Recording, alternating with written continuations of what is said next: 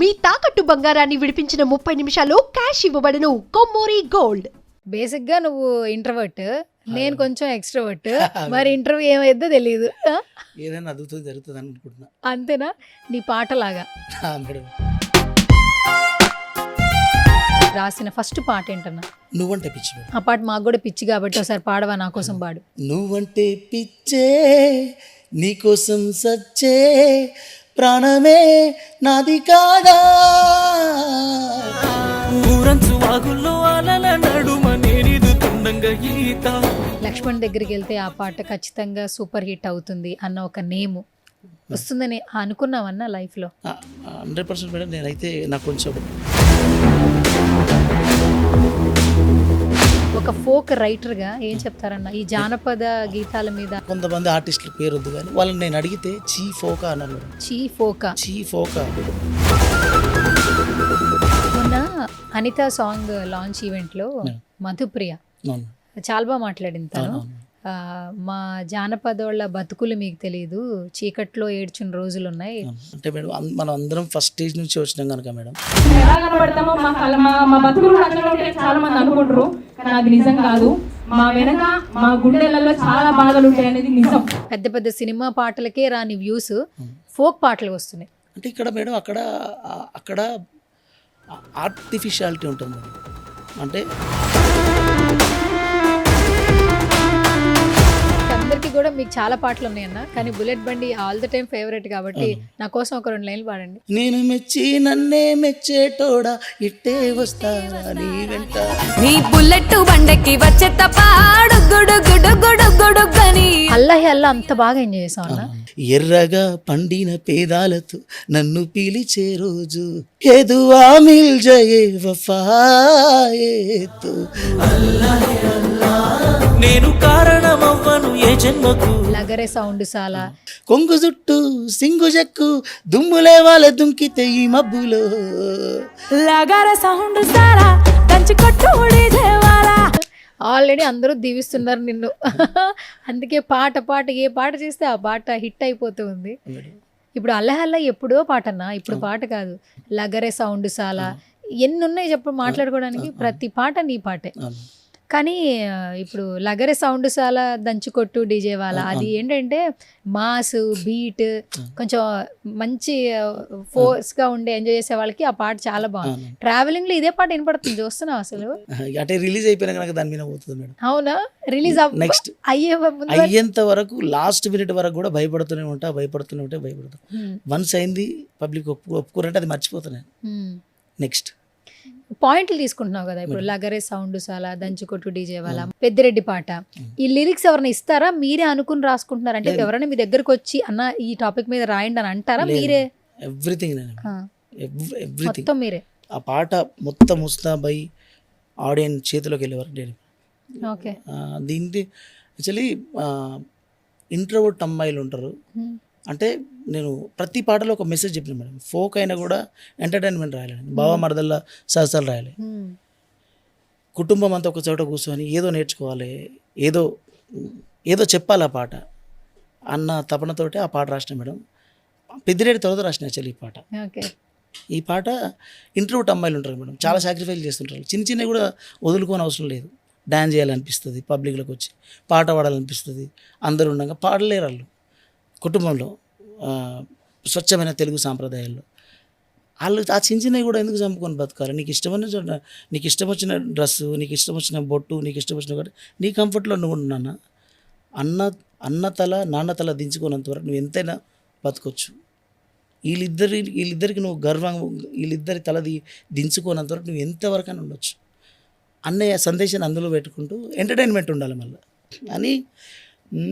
కట్టు బొట్టులు బెట్టులు ఎన్నాలేవో పిల్లలు, పక్కన పెట్టవే నీలోన సిగ్గులు, స్టెప్ అయ్యవే మందిలో, వాళ్ళేమంటారు వీళ్ళేమంటారు ఎందుకేవో పిల్లలు, సిగ్గులు పక్కన పెట్టి నువ్వు ఆడవే ఎవ్వరేమంటారు, కొంగు జుట్టు సింగు జక్కు దుమ్ములే వాళ్ళ దుంకితే ఈ మబ్బులో, లగర సౌండ్ సాలా దంచి కొట్టు డీజే వాళ్ళ, లగర సౌండ్ సాలా దంచి కొట్టు డీజే వాళ్ళ, లగర సౌండ్ సాలా దంచి కొట్టు డీజే వాలా లగర సౌండ్ సాలా దంచి కొట్టు డీజే వాలా.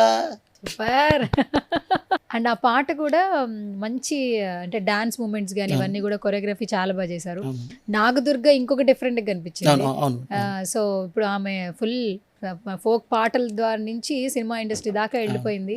అండ్ నాగదుర్గని అందరూ లవ్ చేస్తూ ఉంటారు. ఫోక్ ఇండస్ట్రీలో ఇంతకు ముందు ఆమెనే అప్రోచ్ అవుతుండేవాళ్ళు. సింగిల్ ఓన్లీ సోలో చేస్తుంది, బావ మరదలు చేయదు, పెయిర్ చేయదు, సోలోగా చేస్తుంది. ఫోక్ మీద తన లవ్ ని ఎక్స్ప్రెస్ చేస్తూ ఉంటది. Million views actually. ఎట్లా అనిపిస్తుంది అన్న ఈ రోజు నాగదుర్గ జర్నీ చూస్తుంటే? నాగదుర్గ ముందే ఫిక్స్ అయింది మేడం. అంటే ఆమె రికగ్నిషన్ ఎట్లుండాలి, వన్స్ అంటే ఈ ఫీల్డ్ అంతా అయిపోయినా కూడా ఎవరు వేలెత్తి చూపకుండా ఉండాలి. అంటే ఒకరోజు అందరికి ఎండ్ ఉంటుంది, ఆ ఎండ్ తర్వాత కూడా అందరు డిగ్నిటీగా మాట్లాడుకునేటట్టు ఉండాలి ప్రొఫెషనల్ అనే ప్రయత్నం చేసింది దుర్గా. పైగా అంటే అలాంటి వాళ్ళకు అవకాశాలు తక్కువ మామూలుగా ఎంటర్టైన్మెంట్ లైఫ్లో. కానీ నాగదుర్గ రివర్స్, చాలా పద్ధతిగా చాలా సాంప్రదాయంగా ఉంటూ విన్నర్ అయింది. అంటే ఆమె సినిమా హీరోయిన్ అవ్వడం మాకు కూడా గర్వకారణం. ఫోక్ వాళ్ళందరి కుటుంబంలో ఒక పాప, ఒక అమ్మాయి నాగదుర్గ, అందరూ ఇష్టపడుతూ ఉంటారు. ఈరోజు 70mm లో అదట్టు ఇప్పుడు సుకుమార్ గారి రైటింగ్స్ లో ఇడుపు కాగితం అంటూ, అంటే ఆయన రైటింగ్స్ ఉన్నా కూడా వాళ్ళ మిసెస్ ప్రొడ్యూస్ చేస్తున్నారు. అది ఎప్పుడైతే ఫస్ట్ ఒక పోస్ట్ రిలీజ్ అయిందో అప్పటి నుంచి ఫుల్ వైరల్ అసలు యాక్చువల్లీ ఆ లుక్ చూసినప్పుడే. ఇప్పుడు మీ ఫోక్ వాళ్ళందరూ కూడా వెళ్తారు కదా సినిమాకి. ఎందుకంటే ఇండస్ట్రీ వాళ్ళు ఎక్కువగా మేడం సినిమానే మేడం. అంతేనా? అంటే మనం ఏదో ఒక సపరేట్ లైన్లో అవకాశాలు దొరకని వ్యక్తులు అంతే ఇలా తయారయ్యారు తప్పితే సినిమా అంటే గౌరవం లేక కాదు, సినిమా అంటే భక్తి లేక కాదు. సినిమానే. సో ఇప్పుడు ఏంటన్నా నెక్స్ట్ సినిమా తీస్తున్నావు, నువ్వు సినిమా తీస్తున్నావు, డైరెక్టర్. అక్కడ కూడా బుల్లెట్ బండ్ లక్ష్మణ్ ఎంచుకుంటావా లేదంటే డైరెక్టర్ లక్ష్మణ్ ఎంచుకుంటావా? లేదు మేడం, ఆ సౌండ్ నాకు నచ్చిందా? అంటే బుల్లెట్ బండి లక్ష్మణ్ అనడంలో ఒక వైబ్ ఉంది. లక్ష్మణ్ నా సౌండింగ్ లేని పేరు యాక్చువల్లీ. లక్ష్మణ్ సౌండ్ ఉండదు. రామ్ మా అన్న పేరు ఉన్నంత వైబు నాకు ఉండదు. దానికి బుల్లెట్ బండి యాడ్ అయిన తర్వాత సౌండ్ వచ్చింది. అట్ ద సేమ్ టైం అంతే సౌండ్ బయట జరిగింది కూడా. సో అట్లా అదే పేరు లైఫ్ టైం ఫిక్స్ అయినా మేడం. ఇప్పుడు టోనీతో సినిమా చేస్తున్నారు మీరు. అది ఏ జోనర్, ఎప్పుడు రిలీజ్ అయ్యింది? ఆల్మోస్ట్ నేను మీరు చూస్తే కొన్ని పాటల కింద అన్న సినిమా వస్తుంది, ఎప్పుడు వస్తుంది అన్న అని కమెంట్లు పెడుతున్నారు. ఎప్పుడు అసలు? అంటే మేడం కొత్తగా మేడం కొన్ని నేర్చుకుంటూ మళ్ళా వచ్చేది ఒకటే అవకాశం, దాన్ని నిలబెట్టుకోవాలి. ఏదో చుట్టేయాలని చెట్టు వేస్తే మళ్ళీ అంత పెద్ద ఇన్వెస్ట్మెంట్ మనం మీరు ఎవరు పెట్టరు, అంత ప్రయత్నం మనం కూడా చేయము. బహుశా అల్లా అనే పాటనే మనకు తీసుకొచ్చింది కనుక దాన్ని నిలబెట్టుకునే ప్రయత్నంలో బాగా డీల్ అయింది మేడం. పాపం టోనీని కూడా 3 years నుంచి నేను ఏం చేయనీయకుండా లాక్ చేసి పెట్టిన. పాపం కదా, 3 years నుంచి ఏమీ చేయకుండా సినిమా మీదే. అవును మేడం. అంటే పాపం అంటే ఆయన కూడా ఆ కథ అది ఒక స్పెషల్ ఉంటుంది మేడం. నేను చెప్తే ఇప్పుడు జోక్ అవుతుంది మేడం, ఆఫ్టర్ సినిమా తర్వాత నేను చెప్పింది నిజమవుతుంది మేడం. స్పెషల్ ఉంటుంది మేడం. అంటే నేను అంటే ఫోక్ ఇండస్ట్రీ నుంచి తీసిన ఏం ఎక్స్పీరియన్స్ ఉంటుంది, ఈయనతో ఏమవుతుంది అనే ఫీలింగ్ ఉంటుంది మేడం. కామన్ ఇది ఆడియన్స్ మైండ్లో. వన్స్ అది రీచ్ అయిన తర్వాత అరే ఈడికి చేసిన అంటారు, అది మాత్రం చేసే ప్రయత్నం చేసిన మేడం. అంటే అది అవుతుందా కాదా తర్వాత విషయం మేడం. సినిమా కమర్షియల్ సినిమా కాదు మేడం, అది యాక్చువల్లీ రియలిస్టిక్ లైఫే ఉంటుంది. కానీ చాలా మంచి ఎపిసోడ్స్ ఉంటాయి మేడం.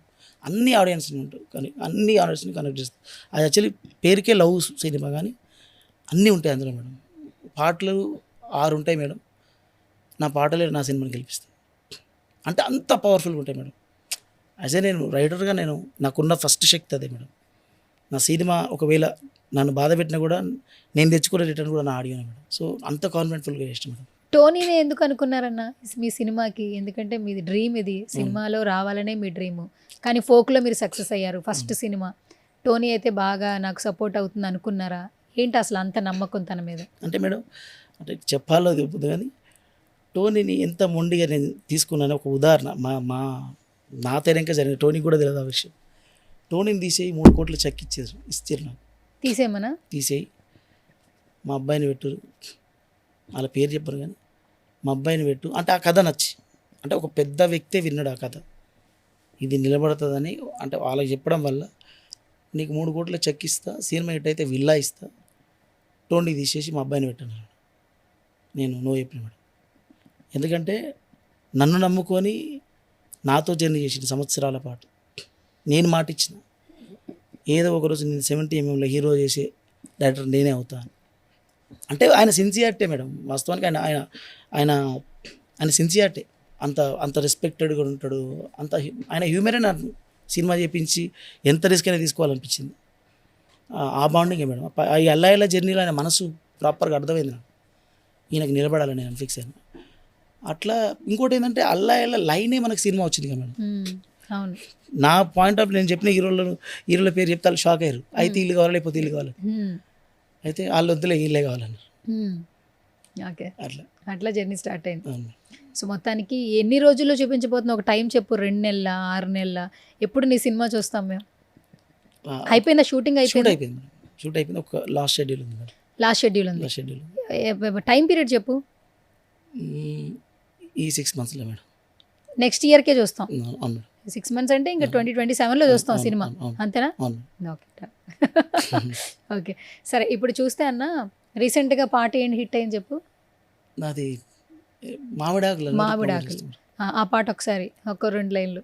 తోటమాలింటికి కోటలో పోరాడే అల్లుడై వచ్చెనమ్ము, ఆరతి ఇర్రమ్ము ఆరతి ఇర్రమ్ము, అశ్వమే దిగని ఇర్రమ్ము, ఎండలొచ్చిండుల్లో గొడుగు పట్టుర్రుల్లో మహారాజకుమారునికి, పూలు వరువుండుల్లో కందిపోకుండా ఆ ముద్దు పాదాలకి, ఏ జన్మ రుణమున్నదో మన ఇంటి మారానికి, తన చేతులే అంటే నమ్మో ఆమె పాదాల పారానికి, నా మేడలు నా నీడలు నిన్ను భయపెడుతూ ఉంటే, ఒట్టి చేతులతో వస్తానమ్మో నన్ను పెళ్లి చేసుకుంటానంటే, నా బాధలు నా గోసలు నువ్వెందుకు కడతావయ్యో, ఆ భగవంతుడు నిన్నెప్పుడు సల్లంగా చూడాలయ్యో, నా తోటలో మాలి బిడ్డ నా కోటకే రానివంట, ఆ కోట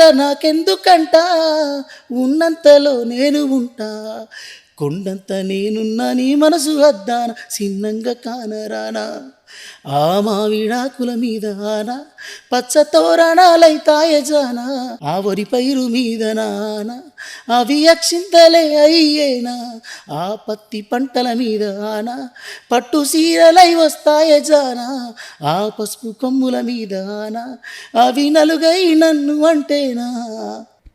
సూపర్ సూపర్. బయటికి వెళ్తుంటే ఎట్లా అంటారు నిన్ను? ఎందుకంటే బాగా ఎమోషనల్గా మదరు, ఫాదరు, డాటరు, అన్న, చెల్లి, ఈ అనుబంధానికి సంబంధించి ఎమోషన్స్తో ఎక్కువగా నీ లైన్స్ ఉంటాయి అన్న, ఓపెన్గా చెప్పొచ్చు.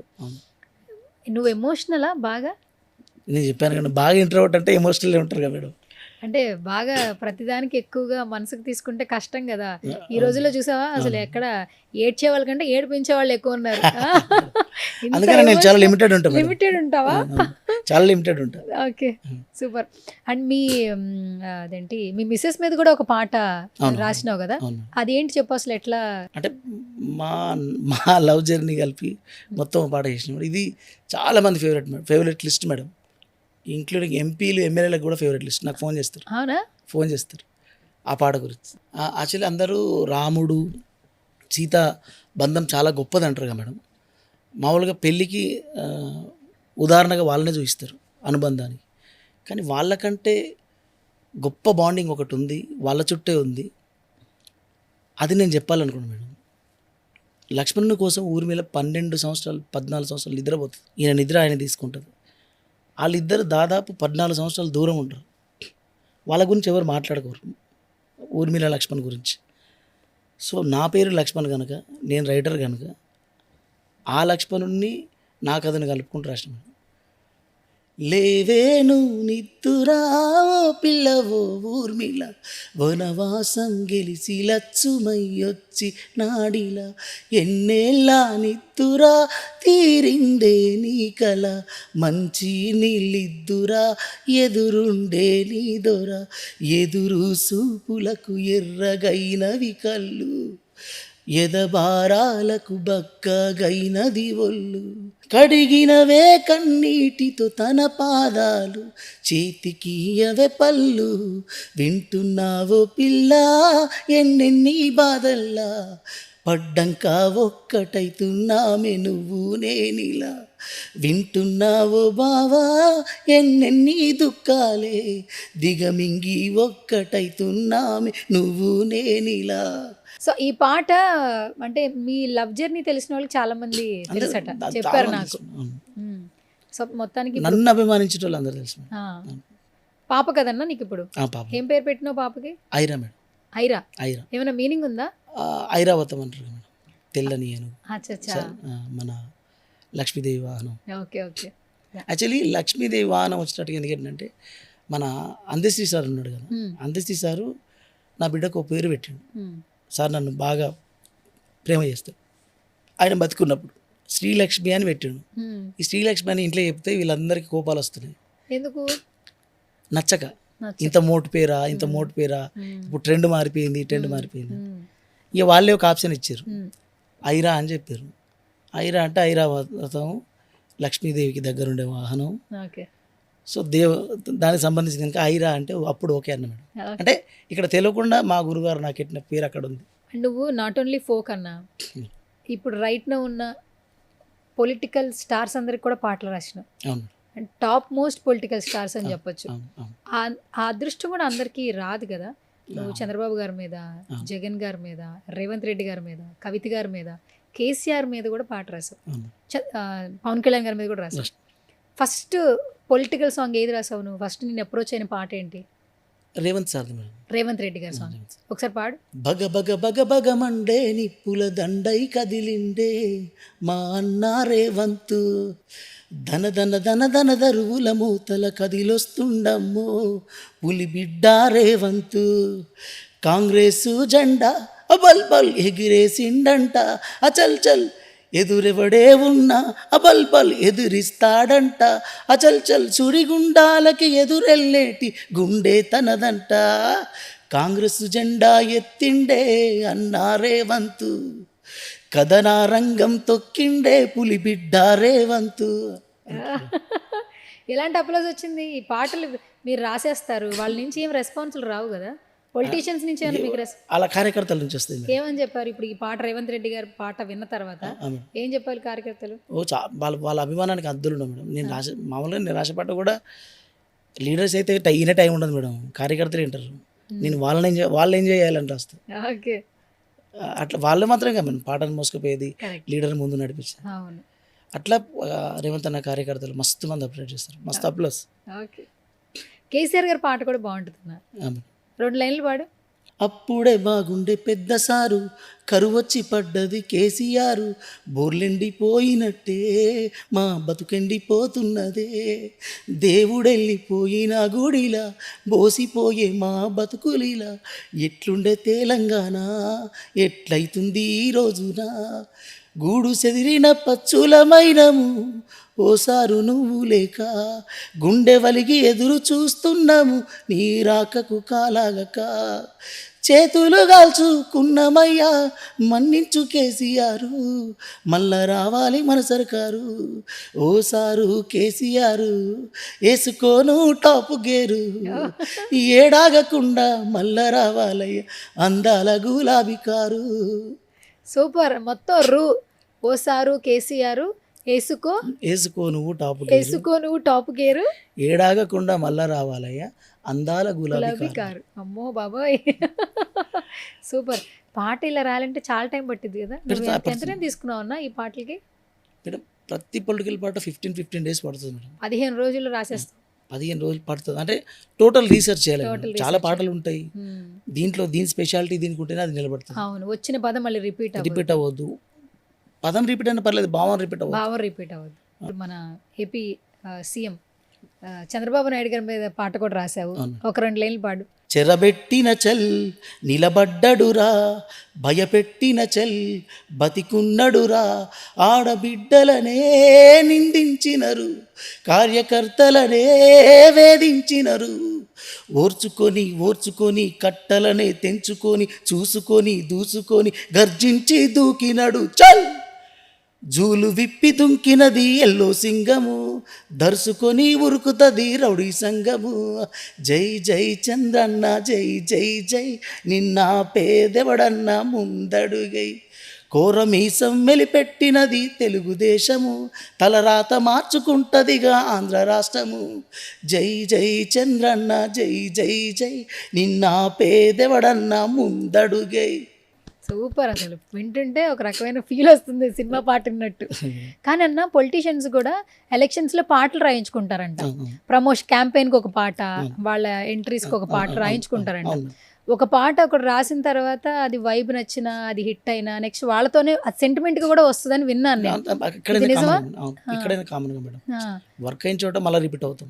కానీ నీ విషయంలో అన్న, నువ్వు అపోజిషన్ కి రాసావు, రైట్ నో గవర్నమెంట్ లో ఉన్న పార్టీకి రాసావు, అది లక్. అంటే నా ఉద్దేశం ఏంటంటే మేడం, అంటే ఎవరి వాళ్ళ జర్నీలో వాళ్ళ హీరోలు. ఇప్పుడు చంద్రబాబు సార్కి ఒక పాయింట్ ఉంటుంది జనాలకు చేరువవడానికి, జగన్ సార్కి ఒక పాయింట్ ఉంటుంది, కేసీఆర్ సార్కి ఒక పాయింట్ ఉంటుంది, వీళ్ళందరికీ ఒక సిద్ధాంతాలు ఉంటాయి. వాళ్ళు సిద్ధాంతం తీసుకురావడంలో వాళ్ళ హీరోలు. నేను ఆ హీరోయిజాన్నే రాస్తాను. సో నేను ఇంతమంది రాసిన ఏ కార్యకర్తలు ఎందుకు డిస్టర్బ్ కారంటే వాళ్ళ హీరోని నేను తక్కువ చేయను.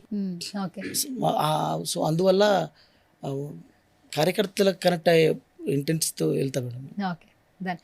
సో ఇంకొకటి, పవన్ కళ్యాణ్ గారి మీద పాట రాసావు కాబట్టి అది కూడా ఒక 2 లైన్లు పాడు.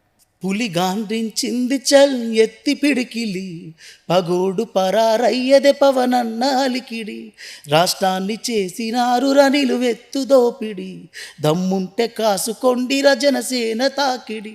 జానీ మాస్టర్ సార్ కోరియోగ్రాఫ్ చేసింది. కొరియోగ్రాఫ్ మీకు ఎట్లా వచ్చింది ఇది? మిమ్మల్ని ఎలా అప్రోచ్ అయ్యారు మీరే రాయాలని?